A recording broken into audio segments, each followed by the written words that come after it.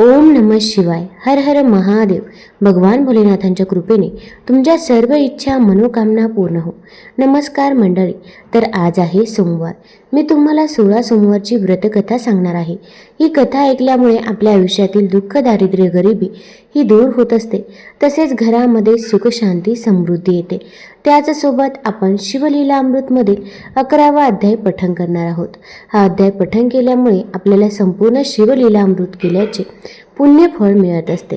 त्याचसोबत रुद्राभिषेक केल्याचे देखील पुण्यफळ प्राप्त होते. त्यामुळे व्हिडिओ स्किप न करता शेवटपर्यंत जरूर बघा. चॅनलवरती नवीन असाल तर चॅनल लाईक करा आणि सबस्क्राईब देखील करा. तसेच कमेंटमध्ये ओम नमः शिवाय किंवा हर हर महादेव लिहायला विसरू नका, जेणेकरून आपल्याला देखील भगवान भोलेनाथांचा आशीर्वाद नक्कीच प्राप्त होईल. कहाणी 16 सोमवारची. आटपाट नगर होतं. त्या नगरात एक महादेवाचं देऊळ होतं. एके दिवशी काय झालं, शिव पार्वती फिरता फिरता त्या देवळात आली. सारी पाठ खेळू लागली. डाव कोणी जिंकला म्हणून पार्वतीनं गुरुवाला विचारलं. त्याने शंकराचं नाव सांगितलं. पार्वतीला राग आला. गुरुवाला तू कोडे होशील म्हणून शाप दिला. तशा त्याला असह्य वेदना होऊ लागल्या. पुढे एके दिवशी काय झालं, देवळी स्वर्गीच्या अप्सरा आल्या. त्यांनी गुरु कोडी पाहिला. त्याला कारण पुशिलं. गुरुवानं गिरजेचा शाप सांगितला. त्या म्हणाल्या, बिहू नको, तू 16 सोमवारचं व्रत कर, म्हणजे तुझं कोडं जाईल. गुरु म्हणाला, ते व्रत कसं करावं?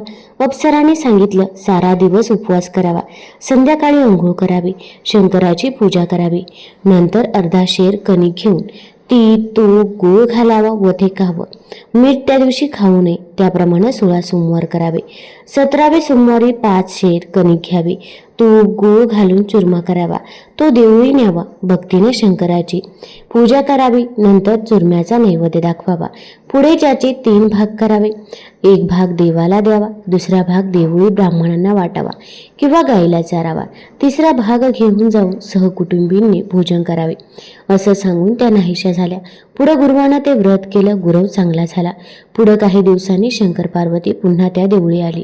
पार्वतीनं गुरुवाला कुष्ठरहित पाहिलं. तिनं गुरुवास विचारलं, तुझं कोडं कशानं गेलं? गुरुवानं सांगितलं, मी 16 सोमवारचं व्रत केलं, त्यानं माझं कोडं गेलं. पार्वतीला आश्चर्य वाटलं. तिनं आपला रागावून गेलेला मुलगा कार्तिक स्वामी परत यावा म्हणून हे व्रत केलं. समाप्तीनंतर कार्तिक स्वामी लागलेच येऊन न भेटला. दोघांना आनंद झाला. त्यानं आईला विचारलं, आई, मी तर तुझवर रागावून गेलो होतो आणि मला पुन्हा तुझ्या भेटीची इच्छा झाली, याचं कारण काय? पार्वतीनं त्याला सोमवारच्या व्रताचा महिमा सांगितला. पुढं कार्तिक स्वामीनं ते व्रत केलं. त्याचा एक सोबती फार दिवस देशांतराला गेला होता. त्याची सहज रस्त्यात भेट झाली. पुढं कार्तिक स्वामीनं हे व्रत त्या ब्राह्मणाला सांगितलं. त्यानं लग्नाचा हेतू मनात धरला. मनोभावे 16 सोमवारचं व्रत केलं. समाप्तीनंतर तो प्रवासाला निघाला. फिरता फिरता एका नगरात आला. तिथं काय चमत्कार झाला. तिथल्या राजाच्या मुलीचं लग्न होतं. लग्नाला अनेक देशांचे राजपुत्र आले होते. मंडप चांगले सुशोभित केले आहेत. लग्नाची वेळ झाली आहे. पुढे राजानं हत्तीनीच्या सोंडेत माळ दिली. ज्याच्या गळ्यात हत्तीन माळ घालेल त्याला आपली मुलगी द्यायची असा राजाचा पण होता. तिथं आपला हा ब्राह्मण ती मौज पाहायला गेला होता. पुढं कर्मधर्म संयोगानं ती माळ हत्तीनीनं त्याच ब्राह्मणाच्या गळ्यात घातली. तशी राजानं आपली मुलगी त्याला दिली. दोघांचं लग्न लावलं व नवरा नवरीची बोलवण केली. पुढं काय झालं, राजाची मुलगी मोठी झाली. तशी दोघं नवरा बायको एके दिवशी खोलीत बसले आहेत. तसं बायकोनं नवऱ्यास विचारलं, कोणत्या पुण्यानं मी आपणाला प्राप्त झाले? त्यानं तिला 16 सोमवारच्या व्रताचा महिमा सांगितला. त्या व्रताची प्रचिती पाहण्याकरता पुत्रप्राप्तीचा हेतू मनात धरला व ते व्रत ती करू लागली. तसा तिला सुंदर मुलगा झाला. तो मोठा झाल्यावर त्यानं आईला विचारलं, मी कोणत्या पुण्यानं तुला प्राप्त झालो? तिनं त्याला व्रताचा महिमा सांगितला. त्यानं राज्यप्राप्तीची इच्छा मनात धरली. तो व्रत करू लागला व देश पर्यटनाला निघाला. तिकडे काय चमत्कार झाला. फिरता फिरता तो एका नगरात गेला. त्या राजाला मुलगा नव्हता. एक मुलगी मात्र होती. तेव्हा कोणीतरी एखादं सुंदर गुणवान असा नवरा मुलगा पाहून त्याला आपली मुलगी द्यावी व राज्यही त्यासच द्यावं असा त्यानं विचार केला. अनायासे त्या पुत्राची गाठ पडली. राजानं त्याला पाहिलं. तो राजचिन्ह दृष्टीस पडले. राजानं त्याला घरी आणलं. कन्यादान केलं. इतके होत आहे आहे तोपर्यंत ब्राह्मणपुत्राचा 17वा सोमवार आला. ब्राह्मणपुत्र देवळी गेला. घरी बायकोला निरोप पाठवला की 5 शेर कणकीचा चुरमा पाठवून दे. राणीनं आपला थोरपणा मनात आणला. चुरम्याला लोक हसतील म्हणून एका तबकात 500 रुपये भरून ते पाठवून दिले. चुरमा वेळेवर आला नाही. व्रतभंग झाला म्हणून देवाला राग आला. त्यानं राजाला दृष्टांत दिला. तो काय दिला? राणीला घरात ठेवशील तर राज्याला मोक्षील, दारिद्र्यानं पेटशील असा शाप दिला. पुढे दुसरे दिवशी ही गोष्ट राजानं प्रधानास सांगितली. तो म्हणाला, महाराज, राज्य हे तिच्या बापाचं. आपण असं करू लागलं तर लोक दोष देतील. याकरता असं करणं अयोग्य आहे. राजा म्हणाला, ईश्वराचा दृष्टांत अमान्य करणे हेही अयोग्य आहे. मग उभयंतांनी विचार केला. तिला नगरातून हकलून लावलं. पुढे ती दीन झाली. रस्त्यानं जाऊ लागली. जाता जाता एका नगरात गेली. तिथं एक म्हातारीच्या घरी उतरली. तिनं तिला ठेवून घेतलं. खाऊ पिऊ घातलं. पुढं काय झालं? एके दिवशी म्हातारीनं तिला चिवट विकायला पाठवलं. देवाची गती विचित्र आहे. बाजारात ही चालली. मोठा वारा आला. सर्व चिवट उडून गेलं. तिनं घरी येऊन म्हातारीला सांगितलं. म्हातारीनं तिला घरातून हकलून लावलं. तिथून ती एका तेल्याच्या घरी गेली. तिथं तेल्याच्या घागरी भरल्या होत्या. त्यावर तिची नजर गेली. तसं त्यातलं सगळं तेल नाहीसं झालं म्हणून तेल्यानं तिला घालवून दिलं. पुढे तिथून निघाली. वाटेनं जाता जाता एक नदी लागली. त्या नदीला पाणी पुष्कळ होतं, पण तिची दृष्टी त्याचवर गेल्याबरोबरच सर्व पाणी आटून गेलं. पुढे जाता जाता एक सुंदर तळ लागलं. त्यावर तिची दृष्टी गेली. तसे पाण्यात किडे पडले. पाणी नासून गेलं. रोजच्या सारख्या तळ्यावर गोवरे आले. नासकं पाणी पाहून परतले. गुरंढोरं तहानेली राहिली. पुढं काय झालं? तिथे एक गोसावी आला. त्यानं तिला पाहिलं. कोण कुठची म्हणून सगळी हकीकत विचारलं. तिनं सगळी हकीकत सांगितली. गोसावीनं तिला धर्मकन्या मानली. आपल्या घरी घेऊन आला. तिथं राहून ती कामधंदा करू लागली. जिकडे तिकडे हिची दृष्टी जाई त्यात किडे पडावं, काही जिन्स आपोआप नाहीशा व्हाव्या असा चमत्कार होऊ लागला. मग गोसाव्यानं विचार केला. अंतर्दृष्टी लावली. तिच्या पदरी व्रत मोडल्याचं पाप झालं आहे असं त्यानं जाणलं. ते नाहीसं केल्याशिवाय तिची दृष्टी चांगली होणार नाही असं ठरवलं. मग त्यानं शंकराची प्रार्थना केली. देव प्रसन्न झाले. गोसाव्यानं राणीबद्दल प्रार्थना केली. शंकरानं त्याला 16 सोमवारचं व्रत करायला सांगितलं व आपण अंतर्धान पावला. पुढे गोसाव्यानं तिच्याकडून 16 सोमवारचं व्रत करविलं. तसा परमेश्वराचा कोप नाहीसा झाला. तिच्या नवऱ्याला तिच्या भेटीची इच्छा झाली. दूध चोहीकडे शोधायला पाठवले. शोधता शोधता तिथं आले. गोसाव्याच्या मठीत राणीला पाहिलं. तसंच जाऊन त्यांनी राजाला सांगितलं. राजा प्रधानासह गोसाव्याकडे आला. गोसाव्याला साष्टांग नमस्कार केला. वस्त्र प्रावण देऊन संतोषित केले. गोसावी म्हणाला, ही माझी धर्मकन्या. मी इतके दिवस तिला माहेरी ठेवून घेतली होती. ती तुझी स्त्री आपले घरी घेऊन जा व चांगल्या रीतीने पाणी ग्रहण करून सुखानं नांद. राजानं होय म्हटलं. गोसाव्याला जोडप्यानं नमस्कार केला. राणीला घेऊन आपली नगरी आला. पुढे मोठा उत्सव केला. दान दक्षिणा देऊन ब्राह्मण संतुष्ट केले. राजा राणीची भेट झाली. आनंदानं रामराज्य करू लागले. तसे तुम्ही शंकराला प्रसन्न करून रामराज्य करा. ही 60 उत्तराची कहाणी 5 उत्तरे देव ब्राह्मणाच्या द्वारे गायचे गोटी पिंपळाच्या पारे सफळ संपूर्ण हो. आता आपण शिवलीलामृत मधील 11वा अध्याय पठण करूया. पहिल्यांदी या अध्यायाची फलश्रुती बघूया. हे भद्रसेन आख्यान वाचल्याने दीर्घायुष्य, संतती, संपत्ती, पुण्यप्राप्ती होईल. यामुळे सर्व पापे गडांतरे दूर होतील.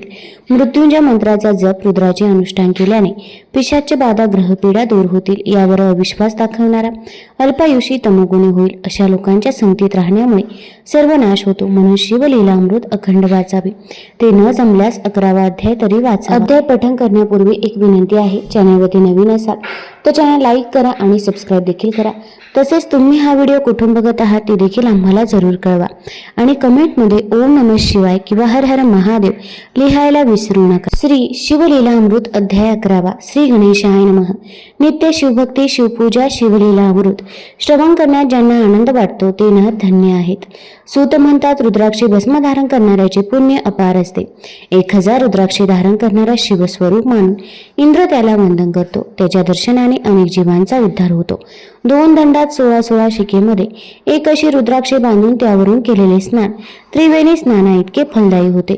मनगटात 12, गळ्यात 108 रुद्राक्षाची माळ धारण केल्यामुळे लक्ष्मी प्रसन्न होते. एकमुखी रुद्राक्ष विशेष फलदायी. त्याचप्रमाणे 5, 6, 8 चौथ्या मुखाचे रुद्राक्षावर शिवमंत्राचा जप केल्याने ते पुण्यकारक होतात. रुद्राक्ष शिवपूजन केल्याचा प्रभाव किती असतो या संबंधीची कथा एका काश्मीर देशात भद्रसेन नावाचा पुण्यात्मा न्यायी राजा होता. त्याचा प्रधान ज्ञानी, नीतिमान, प्रजाहित दक्ष होता. प्रजा राजाची स्तुती करत होती. सुंदर पतिव्रता पत्नी, विद्वान व गुणी मुलगा कृपाळू सर्वज्ञ गुरु, हुशार आज्ञाकारी गुरुभक्त शिष्य, विद्वान वक्ता, मननशील श्रोता, आरोग्य संपन्न दानशूर दाता, हे सर्व पूर्वजन्मातील पुण्याईने प्राप्त होतात. पुत्रप्राप्तीसाठी राजा भद्रसेन आणि मंत्री यांनी पुष्कळ अनुष्ठाने व्रते केली. तेव्हा त्या दोघांना एक एक पुत्र झाला. राजाचा मुलगा सुधर्म, प्रधानाचा मुलगा तारक. दोघेही जन्मापासून शिवभक्त होते. सतत शिवाचे ध्यान करत माता पिता एकुलता एक पुत्र म्हणून मौल्यवान दागिने वस्त्रे घालून त्यांना सजवीत, कौतुकाने निहाळीत. परंतु दोन्ही बालकाला साधेपणाने राहणे पसंत होते. ते अंगावरील दागिने मौल्यवान वस्त्रे ब्राह्मणांना देऊन टाकत आणि अंगाला भस्मलेपन करून रुद्राक्षाच्या माळा घालेत. शिवपूजा, शिवाचे ध्यान, शिवकीर्तन, भजन, शिवनामाचा जप यामध्ये ते रमून जात. हेच काम त्यांना प्रिय वाटे. एकदा राजाच्या पुण्याईने पराशर ऋषी काही ऋषींना घेऊन राजाकडे आले. वसिष्ठाचे नातू पराशर ऋषी, त्यांचा पुत्र व्यास महर्षी, त्यांचा पुत्र शुकमुनी अशी तेजस्वी ज्ञानी परंपरा होती. पराशर ऋषीने पूर्वी राक्षस सत्र केले होते. भद्रसेन राजाचे पराशर ऋषी कुलगुरू होते. ऋषी मंडळी येताच दोन्ही हात जोडून राजा व प्रधान त्यांना सामोरे गेले. सर्वांचे यथोचित स्वागत करून कुशल विचारून विधीपूर्वक पूजन केले. वस्त्रे आभूषणे दान केले.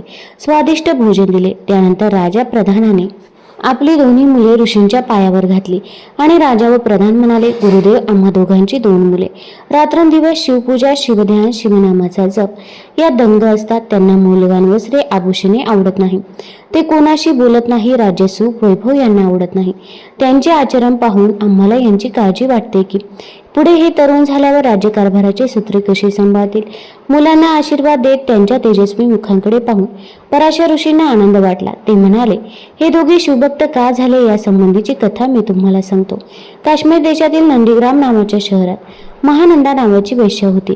ती अत्यंत धनवान, सर्व प्रकारची वैभव सत्ता तिच्याजवळ होती. तिच्या अप्रतिम गायन कलेमुळे, नृत्यातील प्रावीण्यामुळे शहरातील उच्च श्रीमंत व्यापारी अधिकारी तिच्याकडे येत. परंतु ती आपल्या व्यवसायातही पतिव्रता होती. ज्या दिवशी एका पुरुषाबरोबर संबंध ठेवला जात असे त्या दिवशी अन्य पुरुषाला ती भेटत नसे, मग तो कितीही धर्मान असो. याशिवाय ती परम शिवभक्त होती. सोमवार, प्रदोष, शिवरात्रीचे व्रत नियमितपणे करी. 1 लक्ष बेलपत्र शिवपिंडीवर अर्पण करून पूजा करत असे. अन्नछत्रही तिने चालवले. उदार आणि वृत्तीने ती दानी होती. श्रावणात 1 कोटी शिवलिंगे तयार करून त्याची पूजा ब्राह्मणांकडून करून घेई. त्यांना दान दक्षिणा देई. तिने आपल्या घरी 1 कुत्रा आणि 1 माकड पाळले होते. तिच्या नृत्यशाळेत त्यांना बांधून ठेवले होते. कौतुकाने त्यांच्या अंगाला भस्म लावी. त्यांच्या गळ्यात रुद्राक्षाच्या माळा घालत असे. आपल्या प्रसन्नतेसाठी तिने त्यांनाही शिवभजनाच्या तालावर नाच करायला शिकवले. ती नाचू लागली की ते दोघेही नाचत. तेथे शिवपूजा, शिवकीर्तन गायन होत असे. महानंदेच्या संगतीने त्यांना शिवभक्ती घडत असे. नृत्यशाळेतच तिचे छोटेसे शिवमंदिर होते. एकदा तिची भक्ती परीक्षा करण्याकरता शिवाने व्यापाऱ्याचे रूप घेतले व ते महानंदेकडे आले. शिवाचे पुरुषी लावण्य पाहून ती तन्मयी झाली. त्यांचे स्वागत करून तिने त्यांना मंचकावर बसवले. त्यांच्या हातातील रत्नखडीत कंकण तिने पाहिले. त्या क्षणी व्यापाऱ्याने ते कंकण काढून महानंदीच्या हाती दिले.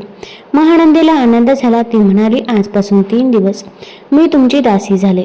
असा करार झाला. व्यापाऱ्याने ते मान्य केले. त्यानंतर व्यापाऱ्याने आपल्या जवळील दिव्य शिवलिंग काढून तिच्याजवळ देत म्हटले, हे शिवलिंग मला प्राणापेक्षा प्रिय आहे. हे बंगले जळून गेले किंवा हरवले तर मी अग्निप्रवेश करेन, म्हणून तू हे शिवलिंग काळजीपूर्वक जपून ठेव.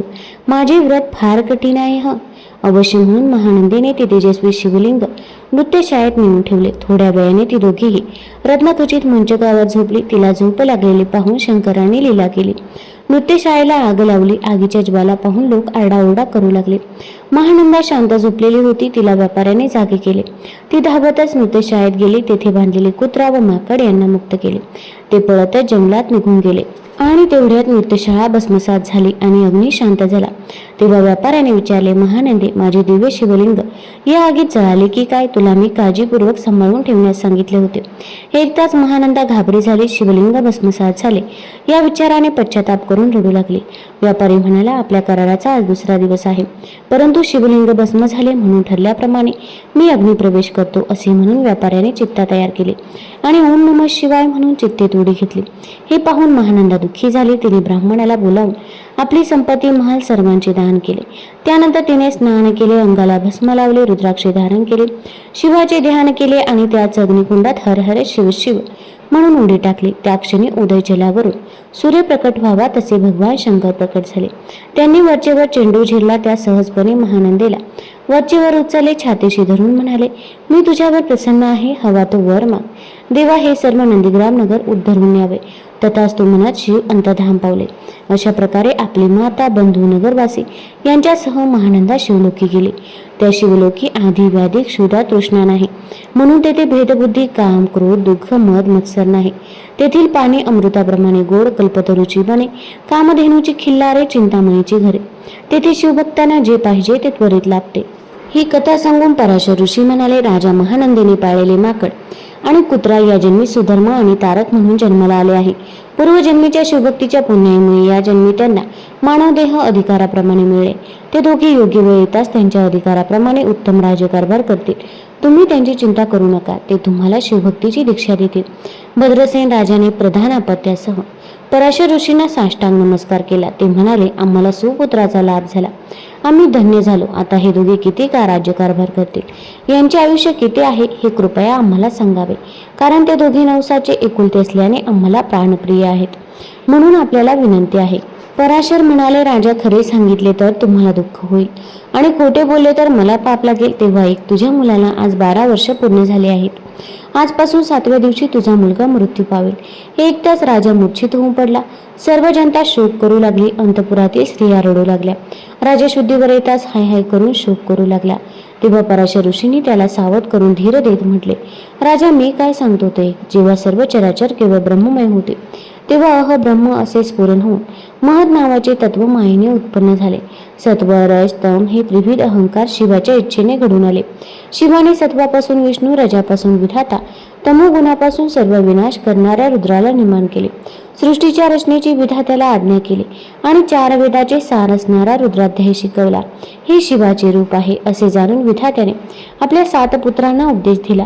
रुद्राध्यायाच्या अनुष्ठानाने आयुष्य वाढते, म्हणून हे राजा भद्रसेन, तू रुद्राची आवर्तने कर, शिवाला अभिषेक कर. याच्या प्रभावाने तुझ्या पुत्रावरील मृत्यूचे संकट दूर होईल आणि तो चिरंजीव होईल. 100 गवट आणून त्यात गंगेचे पाणी भर, त्यावर आम्रवृक्षाची पाने ठेव. रुद्रपठण करून ते पाणी मंत्रून तुझ्या मुलाच्या अंगावर शिंपड. अशा प्रकारे रोज 10,000 वेळा असे 7 दिवस जलसिंचन करावे, तर तुझा मुलगा वाचेल. पराशर ऋषींनी अशा प्रकारे राजाला त्याच्या मुलाला मृत्यू संकटातून वाचवण्याचा उपाय सांगितला. राजाला समाधान वाटले. त्याने भक्तिभावाने ऋषींना नमस्कार केला व म्हणाला, हे महात्मन, आपणच हे सर्व अनुष्ठान करावे, कारण आपण सर्व ऋषींमध्ये श्रेष्ठ मुरवी आहात. मी सर्व तयारी करतो. त्यानंतर पराशर ऋषींनी अत्यंत विरक्त, सुशील, शुभलक्षणे युक्त असे 1000 ब्राह्मण बोलवले. 1000 मातीचे घट गंगाजलाने भरले. त्यावर आम्रपल्लव ठेवले. दिव्य अनुष्ठान मांडले. रुद्राचा घोषाचा प्रारंभ झाला. 6 दिवस झाले. 7व्या दिवशी सूर्य मध्यानाही आला. तेव्हा राजपुत्राचा मृत्यू समय जवळ आला आणि राजपुत्र मूर्छित होऊन पडला. थोडा वेळ त्याची हालचाल बंद पडली. हे पाहून राजा चिंतित झाला. पराशर ऋषींना राजाला धीर दिला. ब्राह्मण राजपुत्राच्या देहावर अभिमंत्रित केलेले पाणी शिंपडत होता. त्या जलाच्या प्रभावाने राजपुत्र सावध झाला. उठून बसला. राजाला आनंद झाला. उपस्थित असलेले सर्वजणही प्रसन्न झाले. पराशर म्हणाले, तू बेशुद्ध अवस्थेत काय अनुभव घेतला ते सांग. तेव्हा राजपुत्र म्हणाला, गुरुदेव, एक भयंकर दिसणारा काळ पुरुष मला घेऊन चालला होता. त्याचे लाल भडक डोळे, बाळावर शेंदूर, वाढलेली दाढी, काळा भिन्न होता.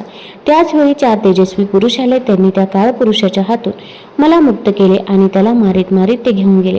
मुलाने सांगितलेला अनुभव ऐकताच राजाच्या अंगावर आनंदाचे रोमांच दाटून आले. ईश्वराच्या नावाचा त्यांनी जय जयकार केला. पराशर ऋषीसह सर्व ब्राह्मणांना नमस्कार घातला. सर्वत्र मंगलवाद्याचा गजर सुरू झाला. आकाशातून देवतांनी पुष्पवृष्टी केली. या प्रसन्नपूर्वक वातावरणात ब्राह्मणांनी मंत्र जप करून हवन प्रारंभ केला आणि हवन पूर्ण करून अनुष्ठानाची समाप्ती केली. आमंत्रित ब्राह्मणांना सुग्रास भोजन देऊन इच्छेप्रमाणे दान दक्षिणा दिली. ब्राह्मणांनी राजाला शुभ आशीर्वाद दिला. त्यावेळी नारद तेथे अचानक प्रकट झाले. नारद वाल्मिकी व्यास ध्रुवाचे गुरु असल्याने त्रिभुवनाला वंद्य आहेत. 14 विद्या 64 कला त्यांना पूर्ण अवगत असतात. इंद्रादिक देवतांना सुद्धा त्यांचे आदरयुक्त भय वाटते. नारदाला पाहताच यज्ञातील अग्नी मूर्तिमंत प्रकट झाला. सर्व ऋषी आणि राजपरिवार राजा यांनी धावत जाऊन नारदाचे स्वागत केले. त्यांना उच्च आसनावर बसवून त्यांची पूजा केली. नमस्कार करून म्हणाले, स्वामी, आपला त्रिभुवनात संचार असतो. आपल्याला दिव्य दृष्टी आहे, तेव्हा काही अद्भुत पाहिले का? नारद म्हणाले, मी इकडे येत असताना मार्गावर 4 शिवदूत मला भेटले. त्यात वीरभद्रही होता. त्यांनी मृत्यूला बांधून चालवले होते. वीरभद्र मृत्यूला विचारत होता, तू कोणाच्या ब्रह्मदेवाच्या आज्ञेने भद्रसेनाच्या मुलाला घेऊन चालला होता. त्याला 10,000 वर्षे आयुष्य आहे.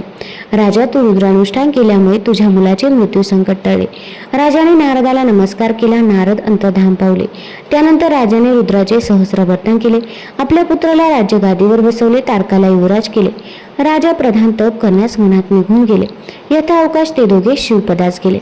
तुम्हाला जर ही कथा आवडली असेल तर चॅनल लाईक करा, सबस्क्राईब करा आणि आपल्या मित्रपरिवारासोबत जरूर शेअर करा. धन्यवाद.